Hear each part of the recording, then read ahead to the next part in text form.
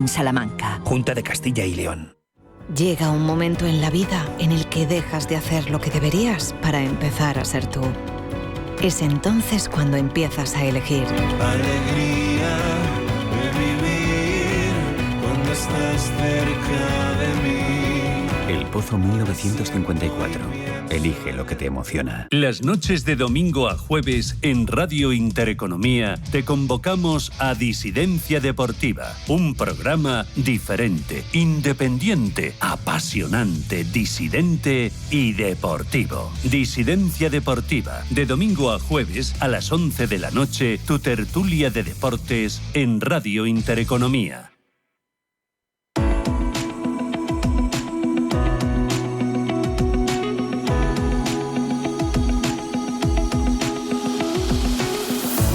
Los desayunos de Capital Intereconomía.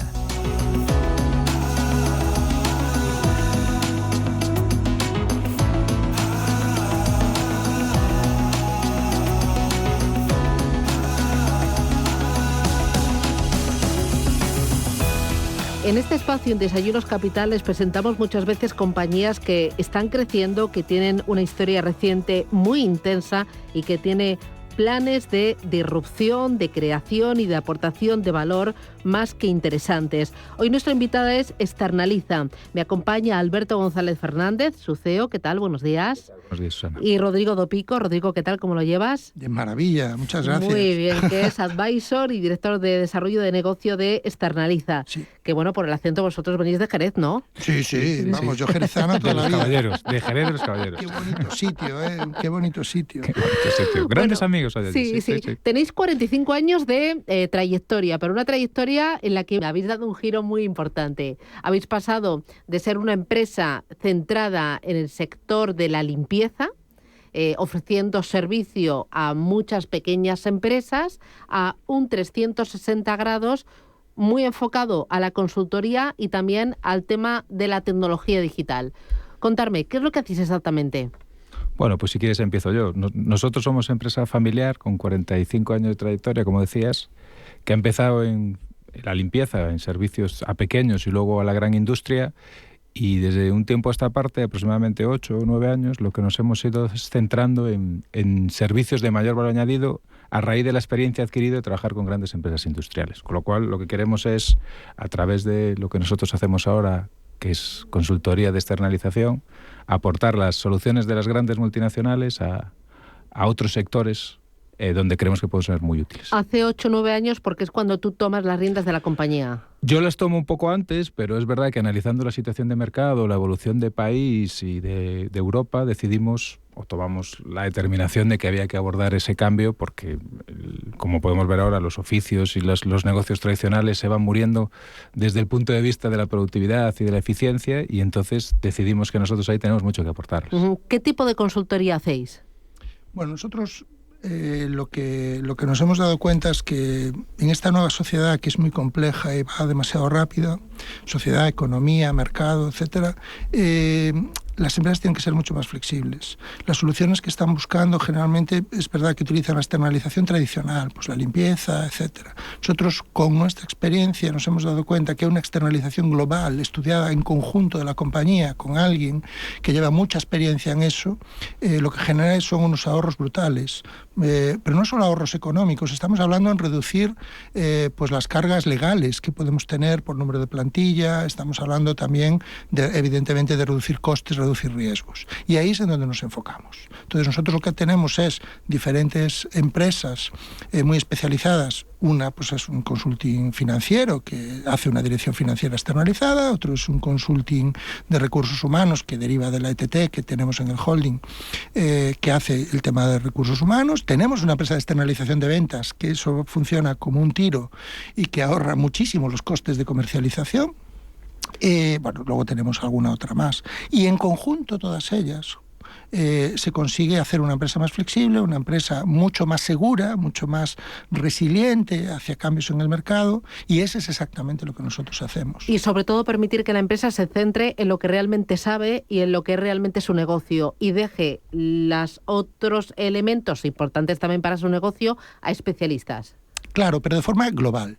Es decir, no por partes. Es decir, cuando alguien nos contrata una consultoría de externalización, nosotros lo miramos todo. O sea, miramos pues si podemos sacar determinada línea de producción, que lo que va a hacer es que se reduzcan los puestos de trabajo y a lo mejor bajamos el número de cargas legales que hay sobre los mismos. Miramos pues en qué departamento podemos ahorrar, y a veces, pues eso, imagínate que no está funcionando a lo mejor un departamento de ventas en determinado lugar y se externaliza.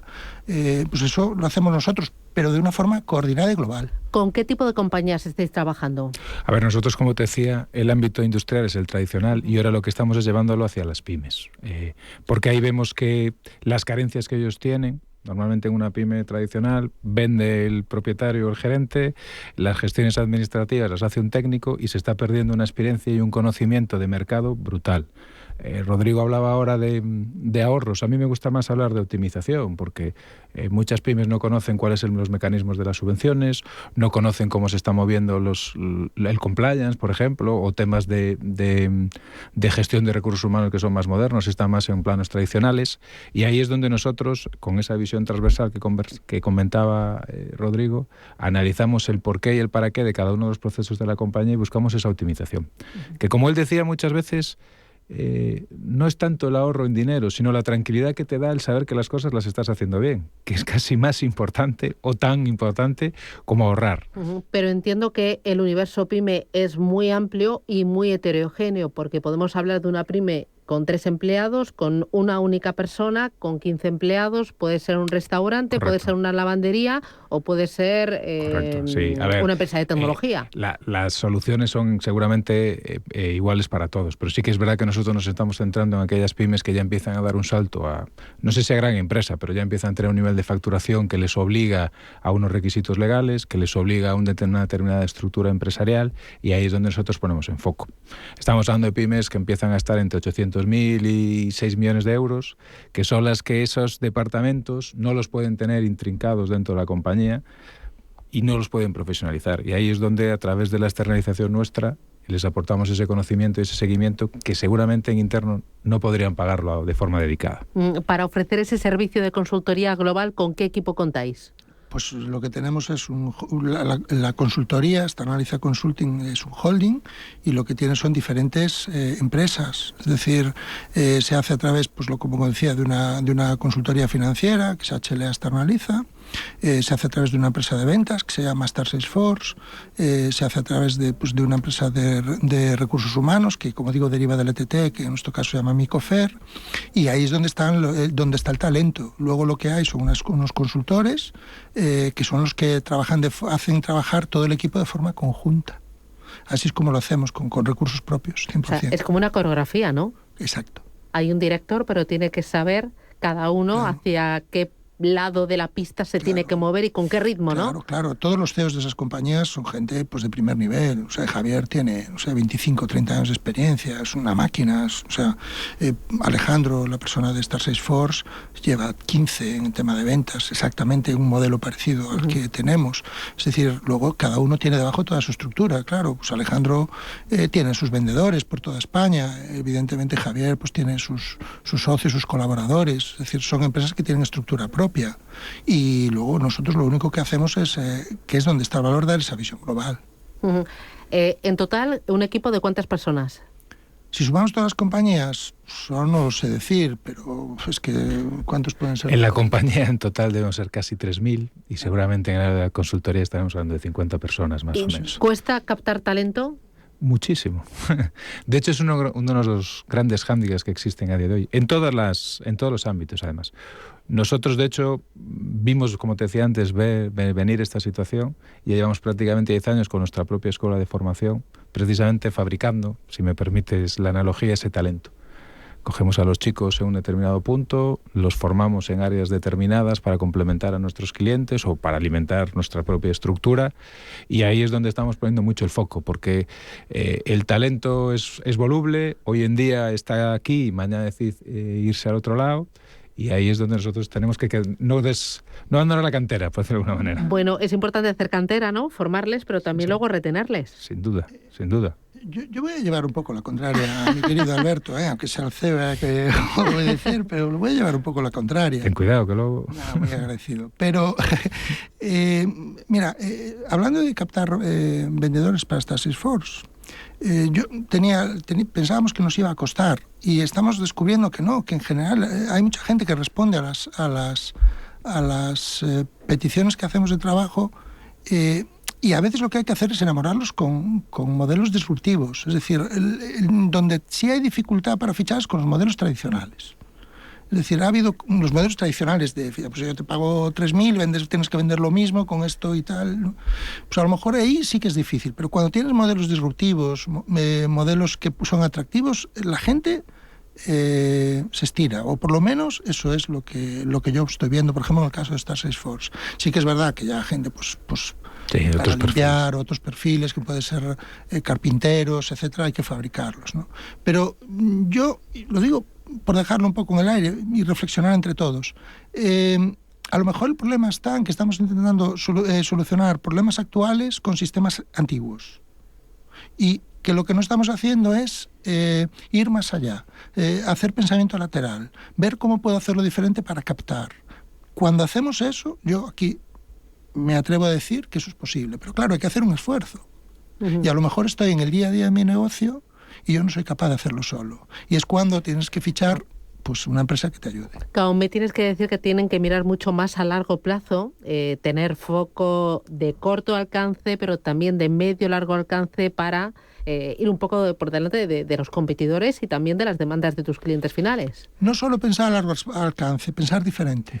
Uh-huh. Esa es, a mi juicio, la clave. Es decir, yo lo que creo es que ha habido un cambio social tan tremendo del que probablemente no seamos conscientes al 100%, que ese cambio social también afecta a la compañía.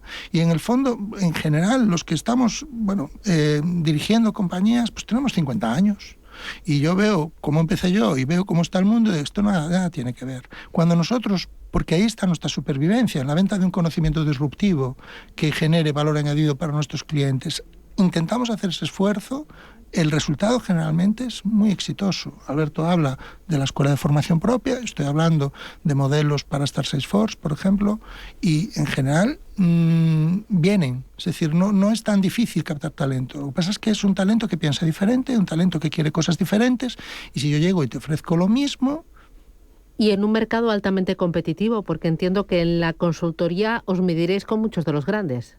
Nos medimos con muchos de los grandes, pero nosotros creo que tenemos un valor muy diferencial, y es que vamos con el éxito hasta el final. No nos dedicamos a venir a hacerte un trabajo de auditoría simplemente, sino que luego nos quedamos, te acompañamos para que consigas el objetivo marcado y luego vamos más allá si nos lo pides. Incluso entiendo que en una expansión internacional vosotros le dais también la mano al cliente. Exactamente. Nosotros tenemos dentro de, como contaba Rodrigo, nuestras áreas de valor añadido, el trading a nivel internacional. O si es necesario incluso darle la vuelta al negocio para asegurar su supervivencia. Completamente. De eso es de lo exactamente lo que vamos haciendo. Cambiar la manera de pensar para irle a otras formas de ver la empresa. Desde una independencia absoluta y siempre mirando por el cliente. Sí, claro.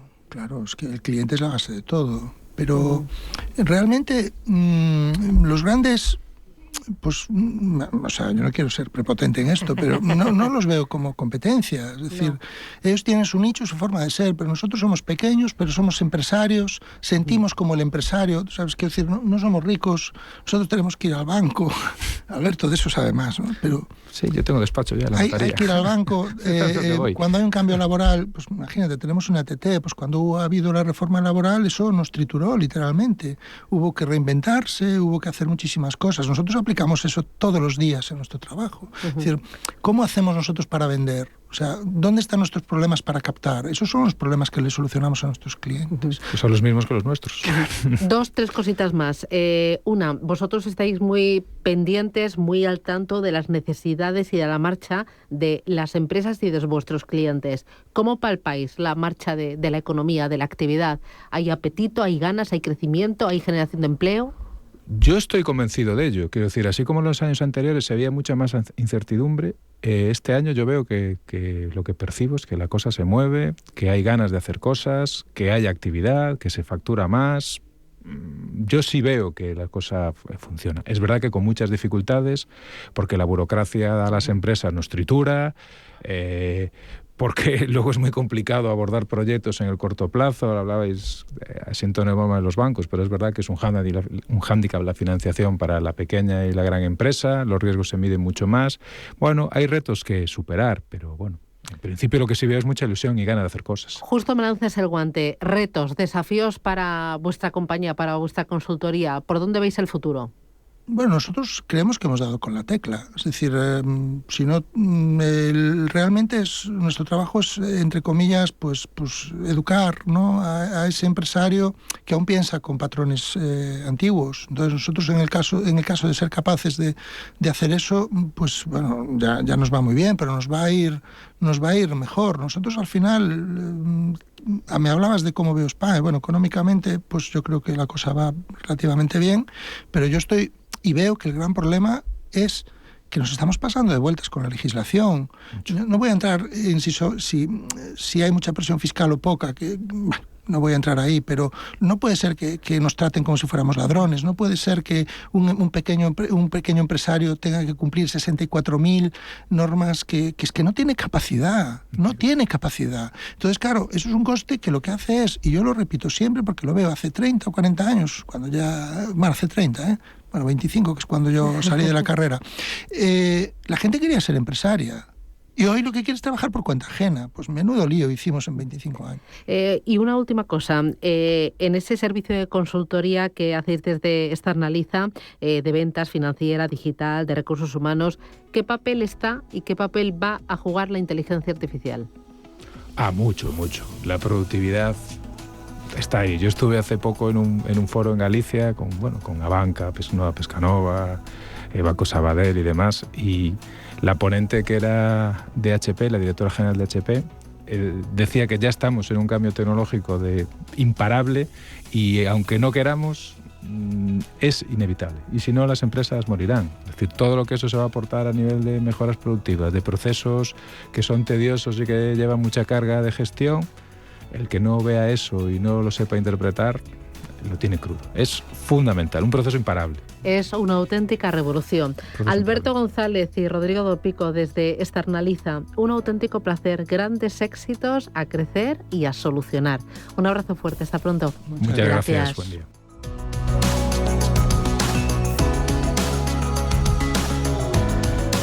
11:23. Enseguida abrimos el espacio dedicado al hidrógeno, pero antes abrimos una ventanita para hablar de deporte y fitness. ¿Por qué? Porque se han convertido en uno de los sectores más sólidos de la economía española. Analizamos las cifras de una industria en constante evolución que sigue desarrollando nuevos modelos de negocio y captando nuevos públicos. Manuel Velázquez.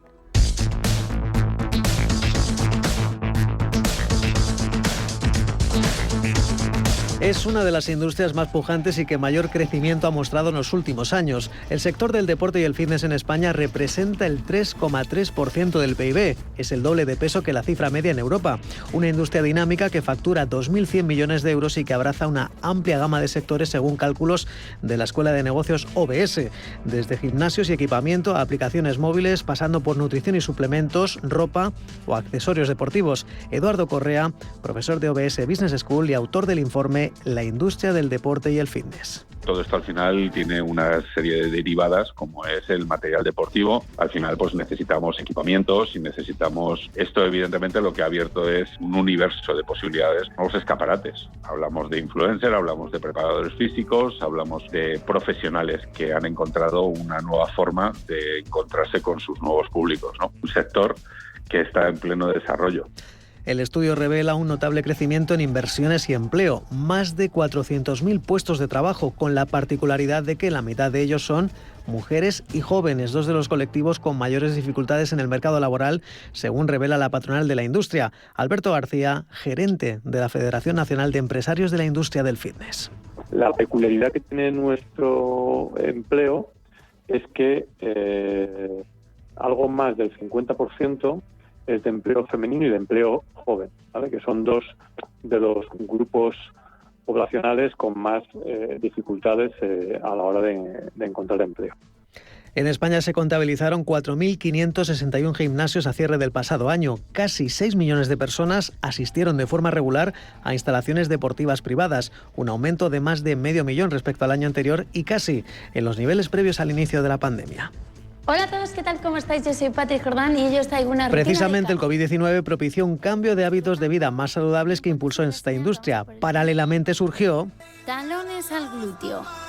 el impacto de los influencers. Aproximadamente el 40% de personas entre 14 y 24 años forman parte de esta clientela, aunque el sector ha sabido captar otros públicos. Eduardo Correa. Ahora mismo la tercera edad, los mayores se están incorporando en prácticas menos agresivas, pero igualmente necesarias y están teniendo una acogida tremendamente grande, ¿no?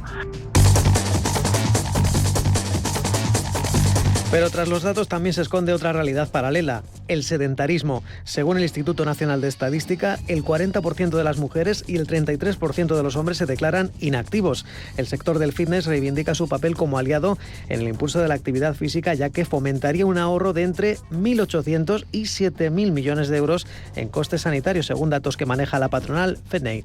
Hay diferentes estudios. El más pesimista son 7.200 millones de euros, lo que le cuesta la inactividad física al sistema sanitario en España, y el más optimista está en torno a los 1.500 millones de euros. 91 aperturas de gimnasios en el primer cuatrimestre del año demuestran el crecimiento sostenido de esta industria, que se muestra optimista de cara al futuro, aunque espera una ligera desaceleración en el crecimiento de abonados. Por ello reivindican algunos puntos de mejora: incentivos fiscales a la práctica deportiva, como devolver el IVA al 10%, o deducciones en el IRPF, como ya ocurre en la Comunidad Valenciana y La Rioja y actualmente tramita la Comunidad de Madrid. Alberto García. Que sea una medida estatal, que con los límites que se consideren oportunos, que se lance el mensaje de la importancia que tiene la actividad física, y para eso ponemos un incentivo fiscal en el cual, si yo tengo un gasto, puedo deducirme un X% de ese gasto que recupero vía declaración de la renta. Una industria en alza que ha experimentado un crecimiento de más de 500 millones de euros en el último año, en gran parte procedentes de las cuotas de los socios, que varían según el tipo de gimnasio. El informe de OBS Business School incide en que, mientras que la tendencia europea se centra en reducir costes y ampliar el autoservicio, los gimnasios españoles están adoptando estrategias centradas en la atención y seguimiento personalizado al cliente. Vemos, por ejemplo, como las tarifas de repente entran en una dinámica de low cost, donde se puede practicar deporte, propuestas muy atractivas, con precios muy, muy reducidos.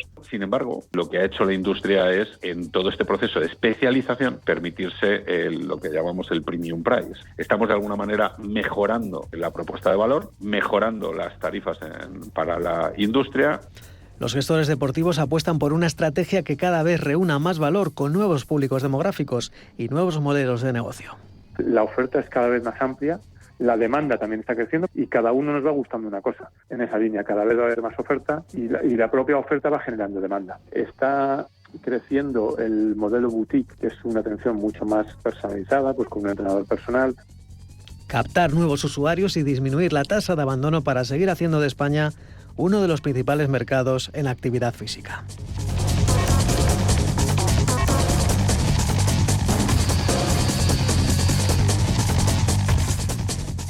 ¿Sabes qué es neofunding inmobiliario? Es invertir en WeCity.com en activos inmobiliarios. Es invertir en préstamos con garantía hipotecaria a partir del 10% anual y desde 6 meses. Es diversificar con transparencia y seguridad en Madrid, Costa del Sol, Levante y Baleares. Regístrate hoy en WeCity.com con el código Intereconomía y recibe una bonificación para tu primera inversión.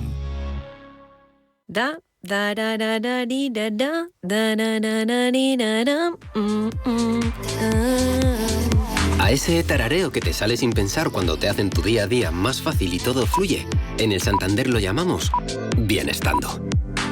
Y lo sientes cuando, con los hasta 400 euros que te llevas por traer tu nómina y 2 recibos, haces esa escapadita que tanto te apetece. ¿Quieres sentirlo? Promoción válida hasta el 5 de octubre de 2024 y permanencia de 24 meses. Consulta condiciones en bancosantander.es. ¿Por qué renunciar a vivir en Puerta de Hierro? 10 chalets con máximo confort, mínimo consumo y 0 gasto en tus facturas. Una casa desenchufada de la red eléctrica, gracias a tus energías renovables y a tu almacenamiento con batería de sodio. 100% personalizado customizable a tu medida, incluso con el diseño de interiores incluido. Una casa gastro donde disfrutar además de tus espacios gourmet de la mano de Osborne. 450 metros construidos y hasta 500 de parcela privada. Residencial puertadespaña.es o en el 655 33 89 82. Tus sueños con Grupo Index.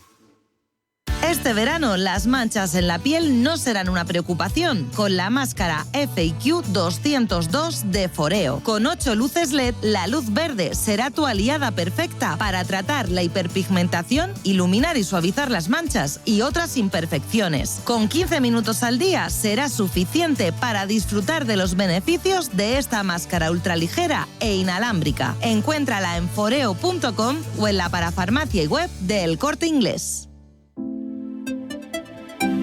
H2 Intereconomía, tu espacio semanal sobre el hidrógeno. Porque en Radio Intereconomía apostamos por el sector energético y la energía limpia. Presenta Rubén Gil. En marcha una semana más, H2 Intereconomía, así que bienvenidos a una nueva edición de este programa en el que les hablamos de hidrógeno, le tomamos el pulso al sector, 39º capítulo de la temporada, en el que hoy vamos a hablar de las peticiones del sector fotovoltaico que reclama acelerar la eliminación de las barreras que lastan el almacenamiento y el hidrógeno verde. Nos lo van a contar enseguida. Desde UNEF también vamos a hablar con Cepsa, que ha empezado ya las obras de una fábrica pionera en España que va a producir base de gel hidroalcohólico con hidrógeno. Está por aquí ya como nosotros, como cada semana con nosotros, Rafael Luque desde Ariema. Como siempre, para empezar, hay que contar noticias, lo que nos ha dejado el mundo del hidrógeno en esta última semana.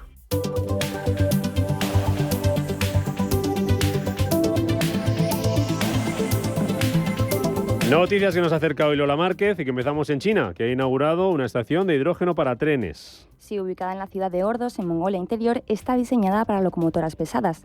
Tiene la capacidad de repostar 500 kilos de hidrógeno al día y almacenar 800 kilos, lo que permite reducir las emisiones de CO2 en 800 toneladas anuales. La estación está equipada con un robot de repostaje resistente a temperaturas de hasta menos 25 grados centígrados que garantiza un proceso de recarga cero emisiones y altamente eficiente. Las locomotoras de hidrógeno que se abastecen en la estación pueden operar durante 8 horas y cubrir distancias de hasta 800 kilómetros con una sola carga. Seguimos en el exterior. Namibia lanza un proyecto de hidrógeno de $10.000 millones. Sí, un proyecto en el que otras empresas también participa, la alemana Hypen Hydrogen. El proyecto producirá 2 millones de toneladas anuales de amoníaco verde para los mercados regional y mundial. Este país dice que puede producir el hidrógeno verde más rentable del mundo. Cepsa inicia la construcción de la primera planta química en España que va a utilizar hidrógeno verde en sus procesos. Sí, será la primera instalación de este tipo en España que utilice hidrógeno verde y que sea capaz de sustituir materias primas de origen fósil por materias sostenibles. En ella se elaborará este producto que, además de ser la base de los geles hidroalcohólicos, también se encuentran productos de limpieza tanto para el hogar como la industria. Seguimos con empresas. Total Energies comprará hidrógeno verde de Air Products para sus refinerías en Europa. El hidrógeno procedente de la red mundial de Air Products permitirá reducir la emisión de unas 700.000 toneladas de CO2 anuales.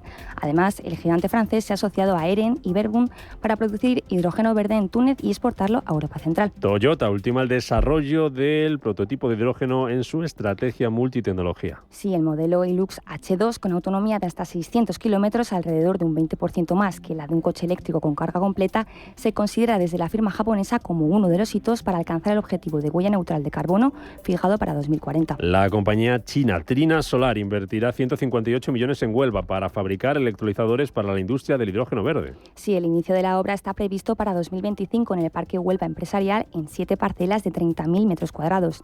La empresa prevé la creación de 200 empleos en la construcción de la fábrica y 50 puestos de trabajo de modo permanente. Y Destinus enciende con éxito su motor turborreactor de gas de hidrógeno. Después de meses de desarrollo y preparación, este logro marca otro paso crucial hacia adelante para el proyecto del avión hipersónico Destinus. La siguiente fase implica aumentar la velocidad del motor, apuntando al ralentí aproximadamente el 50% de la velocidad máxima del motor y a la potencia máxima de despegue. Vamos con nuestra noticia sostenible.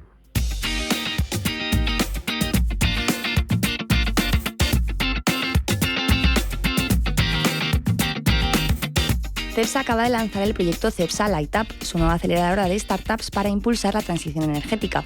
La innovación y la tecnología son clave para el éxito de la transición energética. En este contexto, Cepsa Light Up busca posicionar a la compañía a la vanguardia del sector, promoviendo la energía y la movilidad sostenible, la economía circular, el almacenamiento de energía renovable y las soluciones químicas innovadoras. Cepsa seleccionará startups para invertir y desarrollar sus proyectos en su centro de innovación en Alcalá de Henares, Madrid. Los emprendedores recibirán apoyo para convertir sus ideas en soluciones comerciales viables, trabajando en entornos colaborativos y utilizando metodologías ágiles. Belén Linares, directora de innovación de Cepsa, destacó que esta iniciativa es clave para la estrategia Positive Motion de la compañía, facilitando el desarrollo tecnológico y la creación de soluciones sostenibles y escalables para el sector energético. El primer éxito de Cepsa Light Up es Inmaterial, una empresa de la Universidad de Cambridge que trabaja en la captura de CO2 y producción de hidrógeno.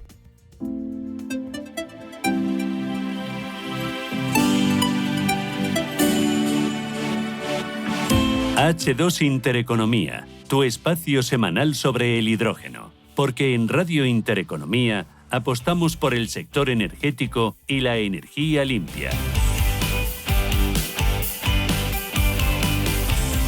En marcha H2 Intereconomía, un programa que ya saben que cada semana aquí en Radio Intereconomía hacemos de la mano y con la ayuda de Ariema, con su consejero delegado Rafael Luque. ¿Cómo estás, Luque? Buenos días. Buenos días, sí, muy bien. ¿Qué tal? ¿Bien? Bien, hoy además no llueve, tenemos un día bonito, mucho sol para alimentar nuestras plantas fotovoltaicas y hacer un poquito de hidrógeno. Eso es muy buena noticia. Luego te pregunto por lo que me quieres contar hoy, cómo ha ido la semana y algunas de estas noticias que nos ha contado Lola ahora para ver qué te ha llamado la atención y ver qué explicación tiene, para que la podamos entender con tu ayuda, como hacemos cada semana. Hablamos un poquito de energía. Estuvimos aquí el domingo, te lo contaba por la noche, hablando de esas elecciones europeas y hablamos también de energía. La apuesta que ha hecho la Comisión Europea durante la legislatura anterior por el hidrógeno, con esas subastas, con ese Banco Europeo del hidrógeno, con el H2Med, pues ahora hay que seguir poniéndolo en marcha o afinándolo, ¿no? Luego te pregunto por todo eso, pero vamos con nuestras entrevistas de hoy, que tenemos dos. Para ser martes, mira, no está mal. Así empezar bien el mes de la semanita mes de junio, ¿no? Que ya empezamos la semana pasada. Y lo primero que queremos hacer es saludar a don Héctor de Lama, que es director técnico de la asociación La Unión Fotovoltaica, Unión Española Fotovoltaica, porque, entre otras cosas, el sector pide eliminar barreras, esas que lastran, dicen, el almacenamiento y el hidrógeno verde, imprescindible para la transición ecológica, y así lo pusieron de manifiesto un par de semanas, durante la celebración de unas jornadas, la segunda cumbre de almacenamiento de hidrógeno verde para la energía solar, organizada, como digo, por UNEF. Don Héctor de Lama, ¿qué tal? Bienvenido. ¿Cómo está? Muchas gracias. Eso es lo que ustedes pedían.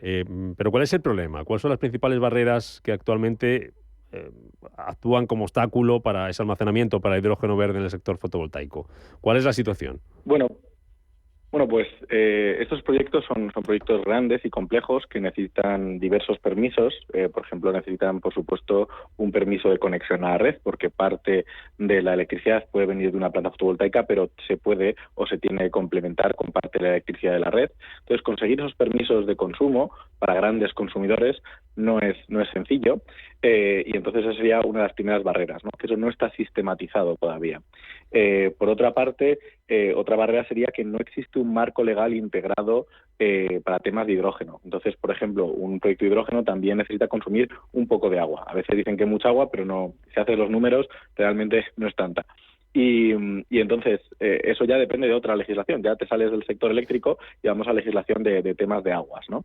Y entonces, luego, bueno, dentro de un lugar en el que se produce hidrógeno, también pueden producirse, bueno, pues amonio verde u otros productos que hagamos con hidrógeno, y ahí entramos en otras regulaciones químicas, etcétera, que también tienen su propia regulación, etcétera. Entonces, sería conveniente que existiera una regulación que integrara todo esto y permitiera que los proyectos de hidrógeno salieran adelante, bueno, pues de forma mucho más sencilla, ¿no? Sin tantas barreras administrativas.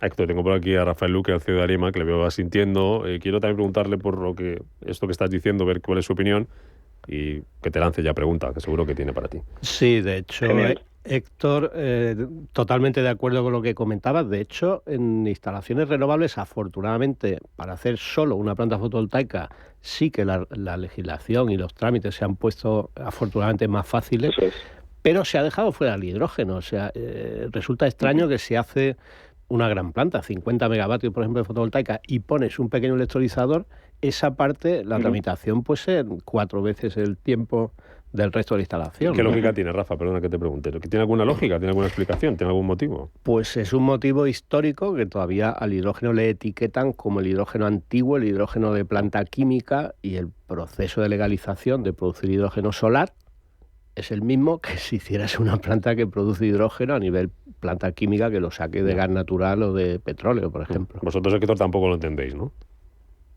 No lo entendemos. Creemos que todo eso se puede sistematizar mucho más.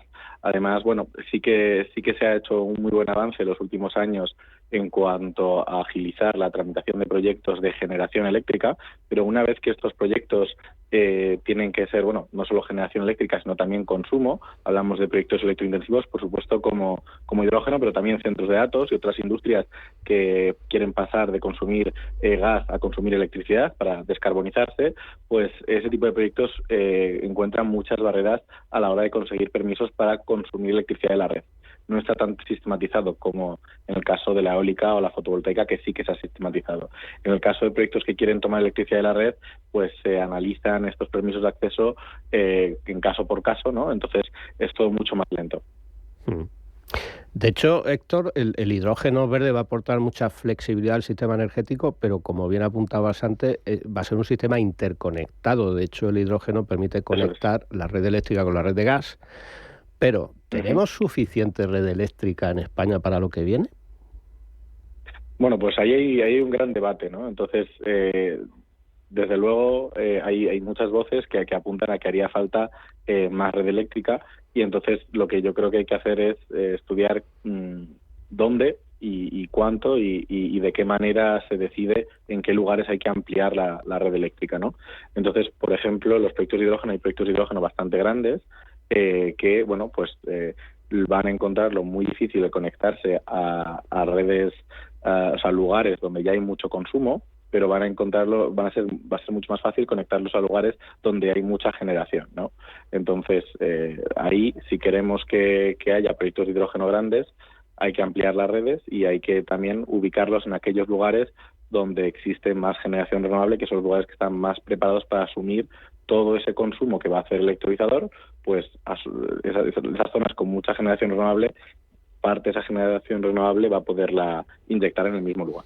Héctor, toda esa regulación, toda esa legislación, todo eso demás que nos contabas al principio en cuanto al almacenamiento, en cuanto al hidrógeno, ¿cómo está afectando la transición energética? Bueno, hace que no vayamos tan rápido como podríamos ir. Aquí hay mucho apetito inversor por parte de muchas empresas, hay empresas con muchas ganas de avanzar mucho en proyectos de hidrógeno, pero claro, se encuentran con que los plazos para llevarlos a cabo, para implantarlos, son mucho más lentos de lo que a ellos les gustaría, ¿no? Y esto es una verdadera pena, porque, como decía, no solo afecta al hidrógeno, afecta también a centros de datos, afecta también a otras industrias, y si no vamos suficientemente rápido, lo que estamos viendo es que estas industrias optan por irse a otros países. Entonces, es una pena porque perdemos oportunidades de generar empleo, de generar valor añadido en nuestro país. Entonces, bueno, el efecto es que descarbonizamos más lentamente y el efecto es que podríamos ir mejor económicamente, pero si no llegan estos proyectos porque no les es fácil o no pueden llegar suficientemente rápido, pues bueno, pues se van a otros lugares donde sí que tienen una tramitación mucho más acelerada. ¿Qué tipo de lugares? Pues bueno, pues por ejemplo, Hungría tiene una tramitación extremadamente acelerada, pues para proyectos de este tipo, o bueno, más, por ejemplo, fábricas de coches, fábricas de baterías. Todos los proyectos electrointensivos tienen una tramitación especial y muy acelerada. Lo mismo ocurre en Francia. Hay industrias que prefieren irse a Francia porque tienen una tramitación especial de electrointensivos y entonces se van para allá. Y no es porque allí la electricidad sea más barata. Allí la electricidad es más cara a menudo, excepto algún mes que es más barata en Francia, pero hoy por hoy la mayoría de meses somos exportadores hacia Francia. Eso quiere decir que ellos tienen electricidad más cara que nosotros. Pero aún así la tramitación aquí es más compleja. Es porque yo creo que no nos hemos acostumbrado a que las renovables atraen industria y por tanto hay que sistematizar esa atracción de industria. Rafa. ¿Y dónde ves, Héctor, la localización en el sentido siguiente? Apuntaban muy bien al tema del empleo. Yo quería recordar unas declaraciones de Martin Berstelar, el CEO de Cepsa, en las que dijo que, puesto que España va a tener hidrógeno verde barato, eso va a ser un imán y va a atraer mucha empresa europea que va a poner sus instalaciones aquí porque tiene la mano de obra no tan cara como en el norte de Europa y sobre todo la energía accesible y más barata. Pero cualquier empresa que utilice hidrógeno verde va a consumir también electricidad, o sea, esto va a ser un mix y eso va, de nuevo, volvemos un poco a lo que hablábamos antes, a una necesidad de distribución de energía muy elevada, y lo deseable es trasladar efectivamente instalaciones renovables a sitios donde hoy no se hacen, habiendo suelo barato, suelo abundante, porque no llega la infraestructura eléctrica. Hay debates si es mejor tirar cable o tirar tubería de hidrógeno. Yo personalmente creo que en distancias dentro de España es mejor producir el hidrógeno junto al punto de consumo. Estamos hablando, por ejemplo, de todos los proyectos que hay en Huelva, pero la instalación fotovoltaica, hay zonas más lejanas a la capital que hay suelo abundante, barato, no productivo para agricultura, donde sería el sitio idóneo, pero allí no llega hoy una red eléctrica suficiente. Estoy totalmente de acuerdo. Lo ideal de los proyectos de hidrógeno es que se sitúen los electrolizadores muy cerca de donde va a ser el consumo. Para eso tenemos que, en esos lugares poder tener electrolizadores, todos los permisos de agua que comentábamos antes, poder tener conexión a la red y poder instalar renovables. Entonces, si instalamos más renovables cerca de donde se va a consumir el hidrógeno, no tendremos que invertir tanto en redes. Vamos a seguir teniendo que invertir en redes. Eso es fundamental, es imprescindible. Pero cuantas más renovables colocalizamos cerca del hidrógeno, pues nos vamos a ahorrar muchas líneas eléctricas. Entonces, ahí es lo fundamental. Lo primero de todo es localizar el hidrógeno cerca del consumo, el electrolizador cerca del consumo de hidrógeno. Una vez que tenemos eso, tenemos que ver qué disponibilidad de agua, que suele haber mucha disponibilidad de agua, porque, insisto, aunque haya muchos bulos diciendo que consumen mucha agua, si haces los números no es tanta. Es desde luego mucho menos que la agricultura, por ejemplo, que la ganadería. Y entonces, una vez que eso está claro, pues hay que ubicar las renovables en el mismo lugar y conectar las renovables y el electrolizador a los grandes tendidos de la red eléctrica, de la red sobre todo de transporte, para que ese proyecto esté conectado con el resto de España, para que cuando las renovables que se han ubicado en ese mismo lugar, eólica, solar, no estén generando, ese electrolizador pueda consumir electricidad de la red. Y al revés, cuando esas renovables ubicadas generen de más, generen un exceso, pues porque es un día soleado de verano, porque es un día con mucho viento de otoño, pues ahí esa electricidad muchas veces también se puede reinyectar a la red eléctrica y contribuir a descarbonizarla. Entonces, aquí está la clave, ¿no? En ubicar las cosas adecuadamente para que se encuentren todas estas sinergias entre el hidrógeno, el sistema eléctrico, los consumos de hidrógeno, etcétera. Bueno, pues esa es la petición con la que queríamos empezar nuestro programa de hoy, la que hace el sector fotovoltaico español para acelerar la eliminación de esas barreras que afectan, que lastran al almacenamiento y al hidrógeno verde. Nos lo ha contado Héctor de Lama, director técnico de la asociación UNEF, la Unión Española de Fotovoltaica. Gracias, Héctor. Y a ver si atienden esas peticiones. Muchas gracias a vosotros. Gracias. 11:48 de la mañana. Vamos, Rafa, si te parece, con una de las noticias que ya contábamos al comienzo, ese inicio de las obras por parte de Cepsa de una fábrica pionera en España. Va a producir base de gel hidroalcohólico con hidrógeno, ubicada en Huelva. Hablabas ahora de Cepsa, hablabas también de Huelva, y que va a permitir a la compañía acabar con el déficit histórico de este producto y hacer a nuevos mercados. Está con nosotros Álvaro Llanos, que es el director del negocio de, a ver si lo digo bien, alcohol isopropílico, entre otros productos de Cepsa. ¿Qué tal, Álvaro? ¿Cómo estás? Bienvenido, buenos días. Buenos días, muchas gracias. Un placer tener la oportunidad de saludarnos y compartir unos minutos. No lo he dicho muy mal, ¿no? Alcohol isopropílico. ¿Esto dónde lo encontramos? Y para los que no somos expertos en la materia, ¿esto qué es? Sí, pues bueno, el alcohol isopropílico es un producto que está en un montón de productos de uso cotidiano. Es un producto con propiedades muy buenas, diluyentes y desinfectantes, y por lo tanto, pues como diluyente en tintas de impresora y con su uso pues más desinfectante en algunos cosméticos o cremas para acné, ¿no? Pero bueno, es verdad que se usa también en muchos procesos farmacéuticos, está también muy unido a esa industria. Entre la farmacéutica y la cosmética estimamos que hasta un 30%. O sea que es un producto en un montón de productos cotidianos. Y Álvaro, ¿y qué relación tiene ese producto con esa planta que anunciabais hace unos días? ¿Y por qué es pionera? ¿Qué nos puedes contar de esa planta? Sí. Bueno, esta planta es será la primera planta de alcohol isopropílico en España. Es además una planta muy bien integrada en lo que es la estrategia del Plan Estratégico a 2030 de CEPSA, que llamamos nuestra estrategia Positive Motion, en tanto en cuanto pues será una planta que desde que ese hidrógeno verde esté disponible, pues estará preparada para usarla. En las bases del proyecto pues está considerado ese uso del hidrógeno verde en cuanto esté disponible pues ese valle andaluz del hidrógeno verde, ¿no? Es el que también CEPSA está dando grandes pasos.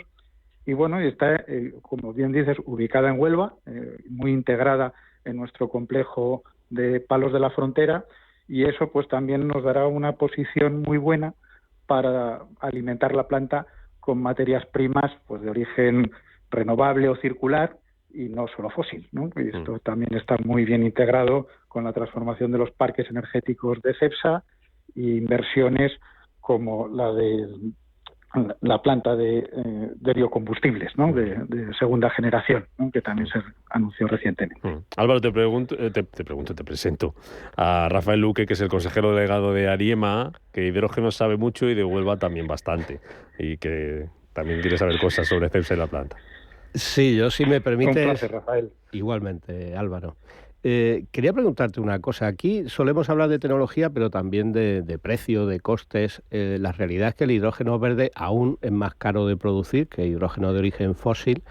¿Cómo veis al mercado? ¿Entendéis que ya hay clientes de alcohol isopropílico dispuestos a pagar más por un producto con certificación verde, o de momento hacen falta subvenciones para cubrir esa diferencia? La demanda empieza a existir, o sea, el interés existe, ¿no? Y hay muchos clientes ya preguntando e interesados por esto. La demanda hoy por hoy es tímida, ¿eh? Es verdad que en todos nuestros planes sí que consideramos que la demanda de un producto pues más sostenible, sea pues por la descarbonización de las plantas, el uso de productos como el hidrógeno verde en el proceso, o llegado a un último paso, el origen, materias primas de un origen distinto al fósil, es algo que la demanda arrancará y poco a poco crecerá. Hoy por hoy, en nuestro plan, por ejemplo, de esta planta de alcohol isopropílico, consideramos que en cuanto esté disponible el hidrógeno verde, lo podremos usar. ¿Que será más caro que el fósil? Posiblemente, pero es cierto que partimos de una base competitiva por el proceso en el que se está invirtiendo y por esa diferenciación de producto más sostenible que creemos que va a tener muy buena acogida. ¿Qué aplicaciones, Álvaro, va a tener? ¿Qué aplicaciones finales va a tener ese producto? Sí, bueno, una de las que siempre sale como más publicada y demás, aunque a nivel de volumen no es la mayoritaria, es la del gel hidroalcohólico, ¿no? Por esas propiedades desinfectantes que tiene. Sí. Mencionaba antes las tintas de impresora, ahí hablamos como diluyente. En la industria farmacéutica participa también en los procesos, ¿no? En muchos procesos industriales de la industria farmacéutica está presente. No siempre todos los alcoholes isopropílicos que hay en el mercado cumplen los estándares de industria farmacéutica o de industria cosmética. El que vamos a producir en Huelva cumplirá también esos estándares. A partir de ahí yo mencionaba pues esos cosméticos, aerosoles en los que también se utiliza, adhesivos. En la fabricación de esterquats, que es un ingrediente con el que se formulan los suavizantes de ropa, también está presente. La verdad es que es un producto con muchas aplicaciones muy distintas entre ellas. Venga, la última, Rafa. Una pregunta, Álvaro, con mis felicitaciones a estas iniciativas de CEPSA, porque lo está haciendo voluntariamente, no es aún obligatorio. ¿Cómo veis la competencia internacional? En el sentido de que habéis hecho un gran esfuerzo inversor, vais a seguir en esa línea, vuestro producto va a ser más caro que productos importados de países donde no tienen ni de lejos la normativa ambiental que tenemos en Europa. En ese sentido, ¿pediríais algo a la Unión Europea o pensáis que sí que puede seguir la competencia tan abierta como está hoy? Sí. No, pues la verdad es que es una pregunta relevante, porque es cierto que una noticia como esta, en este momento, invertir en una planta química en Europa, parece que va contra la tendencia, ¿no? Que es contracorriente. yo creo que hay que poner muy en valor esa inversión, invertir en productos químicos en Europa. Y es cierto, la demanda en Europa no está fuerte, está débil, pero sí que creemos que hay espacio para productos con este toque de productos más sostenibles, preparados con rutas muy competitivas, preparados para competir con el producto tradicional por rutas tradicionales que tendrán más dificultades para competir con todas las importaciones de otras regiones, ¿no? Pero es cierto, en Europa ahora mismo la demanda está débil y yo creo que la manera de encontrar esa posición de mercado Europa como productor de productos químicos es con productos pues con menores emisiones y con esta diferenciación, ¿no? Que le da el proceso y las materias primas. Pues enhorabuena a Cepsa por esta valentía, ¿no? Por esta iniciativa, por esta planta que va a producir base de gel hidroalcohólico con hidrógeno, pionera, primera planta que va a producir este producto aquí en nuestro país.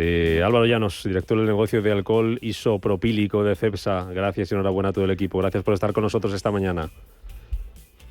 Muchísimas gracias a vosotros por vuestro interés. Rafa, 20 segundos, 30 como mucho, que me regañan. De las noticias de antes que hemos contado, ¿qué te llama la atención esta semana? Pues teníamos dos noticias de China y al hilo de lo que hablábamos con Álvaro, yo creo que hay una gran competencia internacional por sectores. Europa fue pionera en tecnología de energías renovables y al final el empleo mayoritariamente en muchos de los subsectores se ha creado en China, que llegó más tarde, pero hizo una inversión enorme, subvencionó brutalmente, financió con bancos estatales ese desarrollo, y algo similar ha pasado con los coches eléctricos de batería.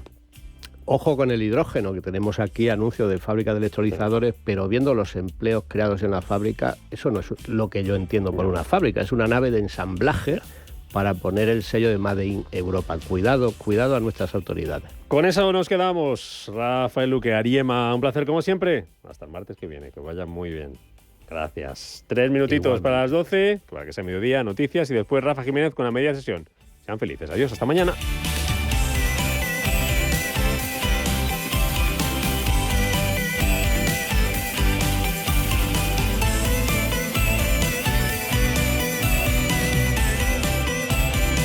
Escucha Capital Intereconomía. Esto es Intereconomía.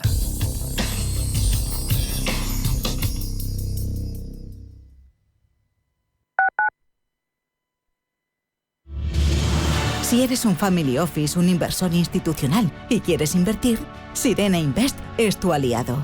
Sirena Invest es una promotora inmobiliaria con más de 15 años de experiencia en el sector inmobiliario polaco que ofrece invertir en una de las economías más pujantes y rentables del mundo.